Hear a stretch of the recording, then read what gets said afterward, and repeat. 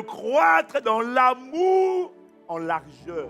La première dimension de l'amour de Dieu ne commence pas avec la romance avec le ciel. Non, ça commence d'abord par l'amour en largeur, c'est-à-dire l'amour pour son prochain. Comment peux-tu aimer Dieu que tu ne vois pas et puis être indifférent à la condition, à la situation de ton frère que tu vois? Ce n'est pas l'amour de Dieu. Tu ne peux pas dire non, oh Seigneur, moi je t'aime. Et puis le frère, la soeur qui est à côté de toi, tu n'en as rien à faire. Ça, tu te séduis toi-même. Ce n'est pas l'amour. Dans 1 Jean chapitre 4, verset 16, Dieu est amour. Et celui qui demeure dans l'amour demeure en Dieu et Dieu demeure en lui. Donc, tu veux que Dieu demeure en toi et toi en Dieu, il va falloir que tu dégages agapé. Quand l'amour est démontré, pas en parole, mais en action et avec vérité, l'amour est le langage le plus compréhensible de tous les êtres humains. L'amour parle plus que toutes les prédications. La bonne nouvelle que nous annonçons ne sépare pas les gens, elle unit les gens. Elle réconcilie les peuples. Et en Jésus-Christ, il n'y a plus ni blanc, ni noir, ni homme, ni femme. Il n'y a plus de distinction des races. Il a brisé le mur de la séparation.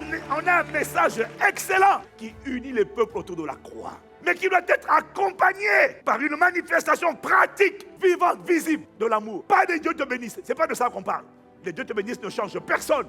L'amour en largeur, c'est l'amour du prochain. C'est l'amour qui s'intéresse aux gens. C'est l'amour qui tend la main aux gens. C'est l'amour qui tisse des relations. C'est l'amour qui ne reste pas dans son coin. C'est l'amour qui ne chauffe pas le siège le dimanche et dès que le culte est fini, je me casse. Non, ça c'est pas l'amour en largeur. L'amour en largeur, c'est l'amour qui prend le temps de connecter, d'aimer, de manifester la bienveillance, la bonté, la sympathie, l'amitié, l'hospitalité, la cordialité. L'amour en largeur ne quitte pas l'église pour aller droit à la maison et vit sa vie pour lui. Non, parce que l'amour ne cherche pas que son intérêt. L'amour cherche à donner. L'amour a tellement qu'il doit donner, donner, donner.